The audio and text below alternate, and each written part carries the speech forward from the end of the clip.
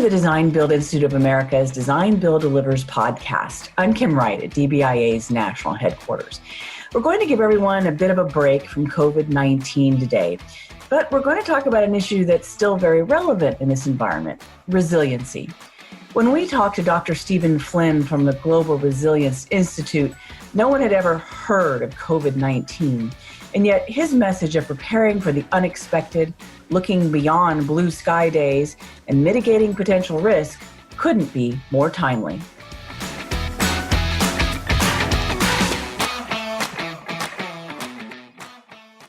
We're going to talk about resiliency. Let's start at the very beginning. You made a really interesting point about we've inherited this impressive infrastructure from our, generations previous, and yet we haven't been able to maintain it. Start there first. Where are we in that regard? Sure. We have a national crisis, and it is that the built infrastructure that our grandparents and great-grandparents built for us, with their ingenuity, their treasure, and sometimes their blood, because it was not a painless enterprise. But in any event, we're treating it like spoiled, grandkids or great-grandkids. We're not actually reinvesting in that infrastructure. We treat it as essentially a legacy that we're owed, and we don't feel like, nor are we acting in ways that make us understand it's a legacy we need to pass on, and we need to upgrade it, we need to adapt it. And so the result is our infrastructure, is aging and not gracefully. And so we compound that with where we live and how we live is increasingly in dense urban areas, putting more pressure on those systems, on those infrastructure. And then we add a storm, or we add, some other event, accident, or even malicious event, like a 9/11 event, and then things fail very, very badly. And this should be seen as an urgent national imperative to address.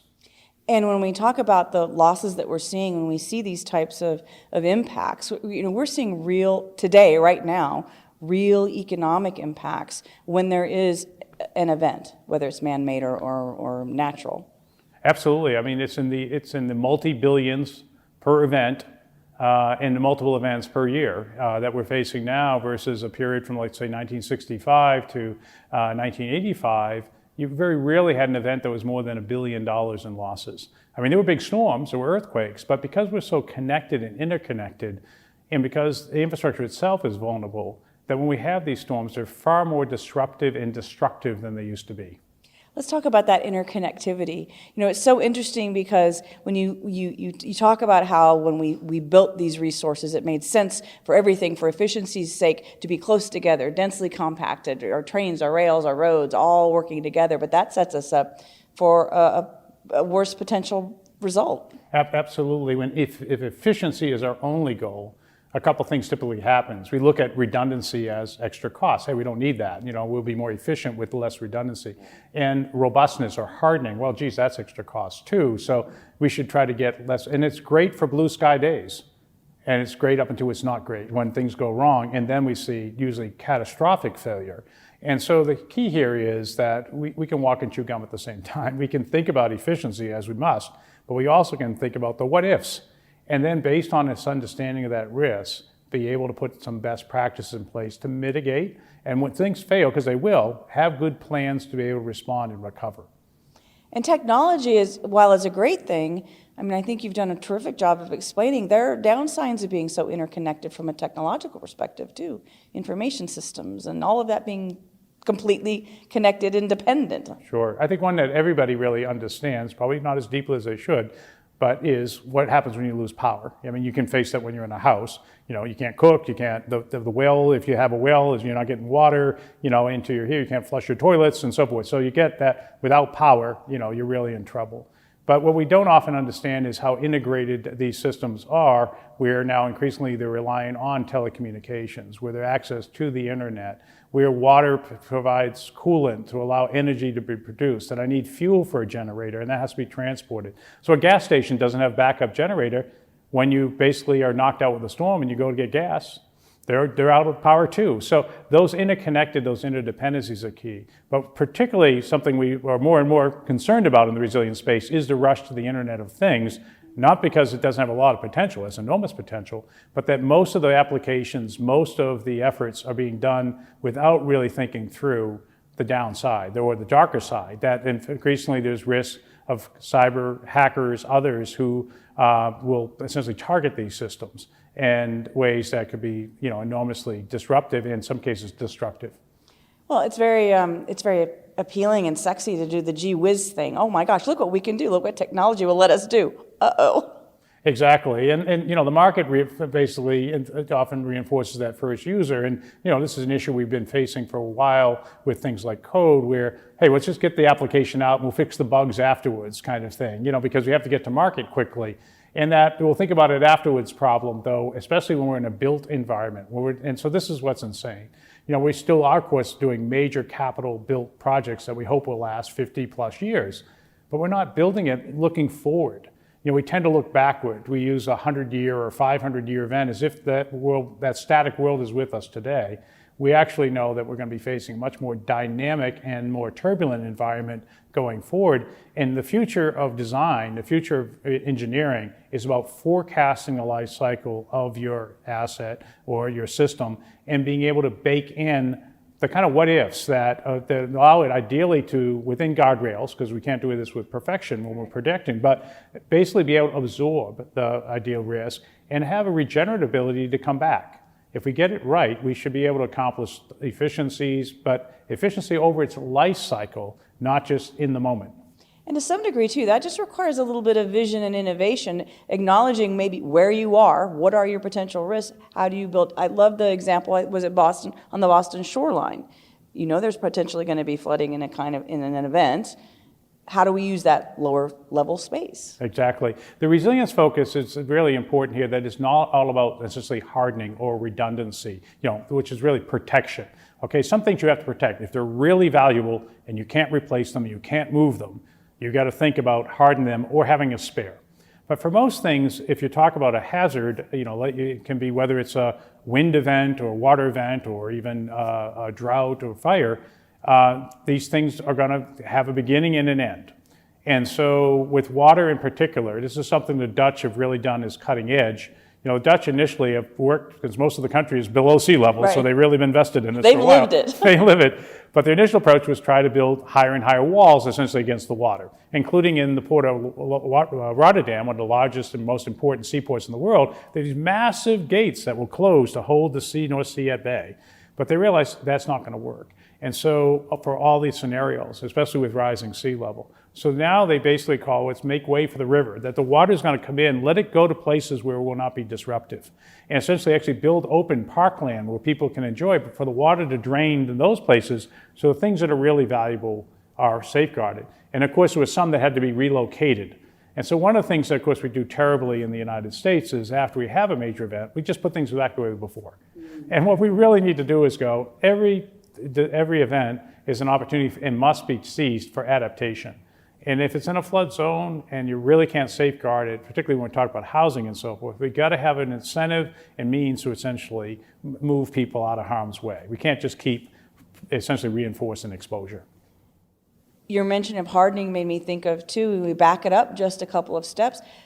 Resiliency, what is resiliency? I mean, resiliency can be defined in many different ways. Yeah, what's fascinating for me as somebody who runs a university-wide institute around resilience is discovering that virtually every academic discipline has used resilience as a term of art, but they do use it in different ways. The roots of it are primarily from psychology. We think about somebody who's resilient, right, as somebody who's basically faced adversity, right, and they come back. And we often really admire that. And actually understanding what makes some people under the same stress more resilient than others. What's that secret sauce? That's something that psychologists look at. Social scientists have looked at it at a community level, right? We see some communities, when they have an adverse event, they come together and they respond and recover. In others, whatever it was they were before, they get worse, they break down. So is there social capital that we can bring into there and understanding that? From an engineering side, it's often design. How do I design something to withstand an earthquake or withstand a flood event? That's a resilient structure. And then operationally, emergency managers often thought about resilience as coming back, bouncing back in recovery. So what we've done is mirror what actually has happened at the federal level to say it's really all of the above. It's a cycle. All right, that actually you want, and it should be organic. It's not a separate phase of effort. Resilience is both thinking and understanding risk in advance and then ideally designing to be prepared for that risk and to mitigate that risk. But knowing that you can't ever have that perfect, being able to also have good plans to respond, to ideally reduce the consequences of a shock, and then plans to recover smarter. Adaptation built into that, so it feeds back into prevention and mitigation. And this is an ongoing organic effort. What you can see here is that you can't just assign these, somebody, you do resilience, and we're going to go off and do design over here. It really has to be something that is not just, it has to be organic, and it has to be shared. And getting there requires a lot of collaboration. Which is exactly what, as I'm listening to that description, that is really one of the core values of design build, the idea that we are going to build an entire road structure as a team, looking at the entire cycle, all of it together, rather than one piece at a time. I mean, it seems a natural fit for design builders to be talking about resiliency. Yeah, why I was so thrilled to have the opportunity to come to the conference and to talk to this community is precisely that I know this message would not blow their circuits. This is a natural act. But my plea is that we even expand that every one of the folks in this community feel as they must be almost evangelical about doing this work, and to push beyond it, bring more collaboration, more engagement. The core issue as well is also to look at this whole issue of risk going forward. And so it's not just the optimal design done in the most cost-effective, efficient way. That's so important. But are we designing it right for the function that it needs to provide over the projected life cycle? And that's really then means I have to have a much higher degree of risk literacy. I have to understand not just hazards, but how hazards will play out across that design, and have I built it in those ways. So I think that ideally is hopefully a mission, or part of the mission here, that the community will embrace, because we really need the best architects, we need the best planners, we need the best engineers bringing their talent to this challenge. Design builders also have an appreciation, I think, or the fact that what they're building, what they're contributing has a community impact. And I think when you talk about resiliency, you made the point that when these events happen, they're really hardly ever just local. They have effects that go well beyond what you might think of on first glance. Absolutely. And for instance, I use the example of the largest natural disaster in terms of loss of life in U.S. history. Actually took place on September 9th in Galveston, Texas. Back then, when there was no warning about incoming hurricanes, it turned out a hurricane came with about 15 foot of storm surge, and the highest point in Galveston Island was about 8 feet. The estimates are about 8,000 people perished that day. They were washed out, drowned, and gone. It took 24 hours for the rest of the country to know what had happened, because one of the casualty was the telegraph line that got knocked down. And so while you would not have wanted to be in Galveston, Texas that day, for the rest of the country, they were largely unaffected. And that fast forward to Hurricane Harvey, that comes ashore, and 100 plus years later, the loss of life is really quite modest, but the disruption and cost, not just to the Harris County area, where around Houston metropolitan area, where we have millions of people living, but all the way up for the rest of the country, because the Houston shipping channel was disrupted. And that's the home of the petrochemical industry for the nation. And so people were paying prices up at gas pumps all over the country because of a hurricane hitting Texas. And so that recognition that we're all in this together, and therefore we should have an incentive to collaborate, is sort of the heart of the resilience imperative. But it also does something very important at the community level. It helps to build the kind of social capital, because you really want is to bring the faith-based organization, the volunteer organizations, neighborhoods together. There's this real cool thing that the folks in San Francisco started doing, the emergency managers.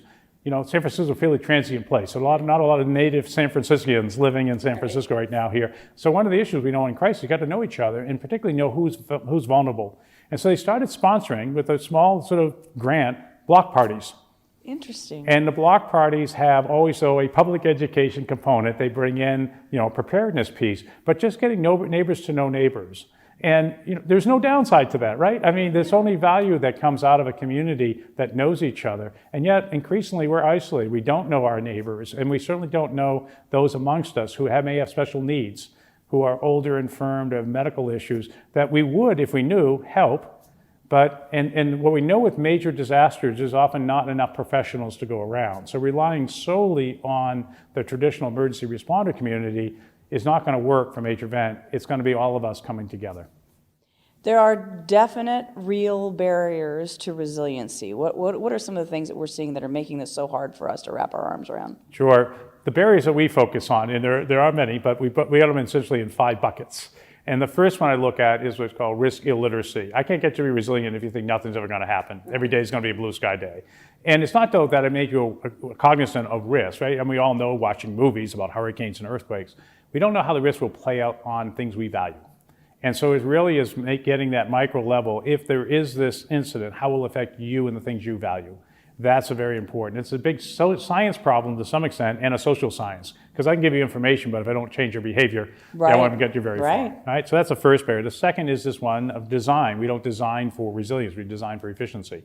And that sometimes can be anti-resilient if not done right. So that's key, and that's an engineering challenge, an architectural challenge often on an asset base, and a regional urban planning issue on an aggregate scale. And so we have to figure out how those communities come together. Okay, now we've got to understand designs. Nobody would do any of it if they don't have an economic incentive to adopt those designs, to do those best practices, to act on that understanding. And that's where both market-based incentives, insurance, reinsurance, can be barriers or can be helpful, but mainly public policy barriers. You know, if the codes aren't kept up to date, they're built for a different hazard, you have to build by those codes, and now you've got those are barriers to adopting the best designs. And the fourth one is governance. We're not organized in ways that allow us to see things as systems of systems. You know, we have bus people who won't talk to train people who won't talk to power people. No, things are organized around usually siloed sectors, and within those sectors there's subsectors, and it's very difficult often to get coordination across those, when the reality is, though, these are all systems, and they don't stay in a single city. You know, the mayor of Boston doesn't control all the water. It actually comes out from outside the city. He doesn't control the power. Power for the city of Boston comes from Hydro-Quebec across our national border. That's where the primary source of generation is, and it has to come through the states of Vermont and New Hampshire and Maine, you know, to come down to the city. So you go to the mayor and say, you got to be resilient. Well, how does he do that so the governance issues are really key. And the heart of what we're focused on at Northeastern University is the education piece, the training piece. If we train people in silos, it's going to be difficult for them to think in a collaborative way and look for and understand. We can't be experts in everything, but what we can do is use our expertise to contribute to a broader conversation. And that happens by effective training and education, to get people to really look at things through a system of systems perspective. Now, you had a very interesting contribution on opportunity zones, which I think for most people is like, huh? What?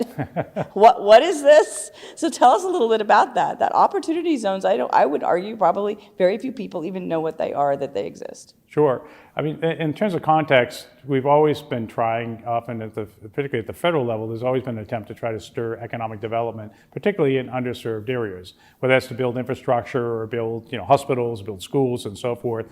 States and locals, as federal, have tried to figure out ways to essentially provide the resources to address the needs. And they traditionally have been pretty compartmentalized. We'll do energy now, we're into schools, we'll do, transit or whatever.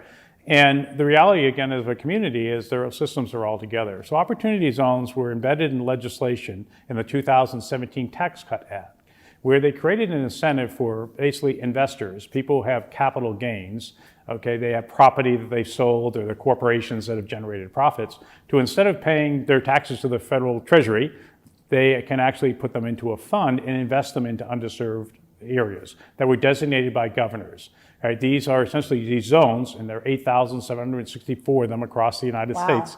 These are census tracts. Some of them are more than one together, but where the population is in the bottom quartile for need, and so from income standpoints and so forth. And so any investor who puts money into projects in those zones can, one, defer their capital gains payment. They don't have to write a check to the Treasury Department when they file their taxes. They can defer to 2026 paying their taxes and get a discount. But if they hold the investment for 10 years, then whatever gains they make from the investment is tax-free. And so if it rises fivefold in value, then all that gains is tax-free. For long-term investors, that sounds pretty appealing. And so what's going on right now is investment funds are being stood up to potentially invest in these opportunity zones. But what's not happening as quickly as one would like would be actual projects being put together in ways that are attractive to those investors. In many cases, because communities are just waking up. A key piece that we've been most involved with is the issues of infrastructure and the opportunities for private-public investment. So you could have a public grant to build something up, and then you could end up with private capital coming in on top of that to get these projects funded. And these underserved areas are going to need both private and public coming together.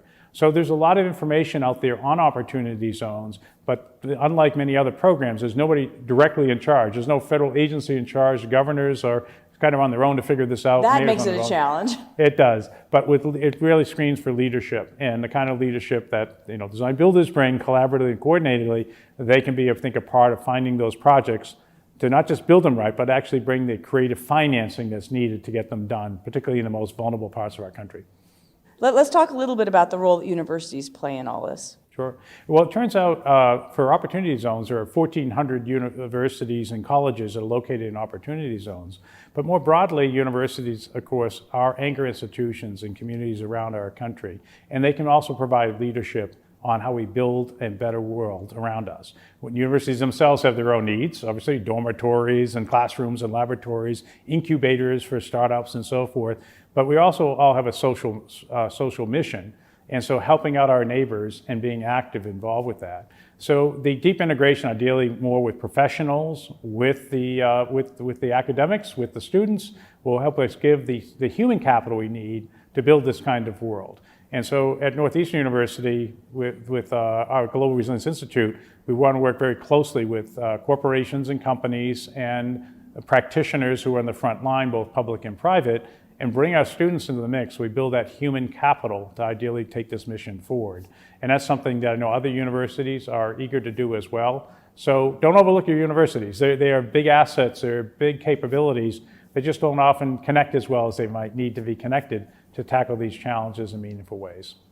We could truly talk about this for another hour. Where would people go if they want to find out more about resiliency and what Northeastern University is doing?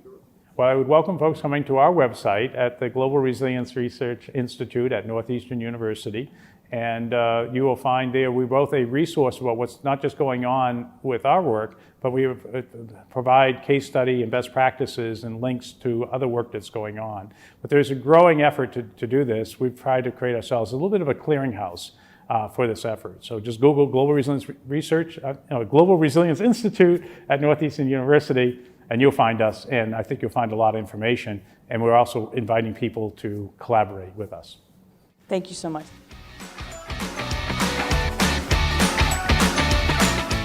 DBIA strives to be a resilient organization, nimble and responsive to our members' changing needs in these unprecedented times.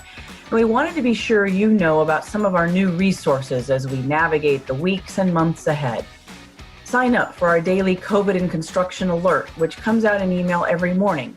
We also hope you'll sign up for our newly revamped virtual learning courses, certification workshops, and custom training.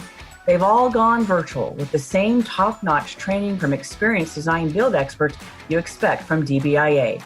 Now's the perfect time to continue your design build journey in preparation for the post-COVID recovery.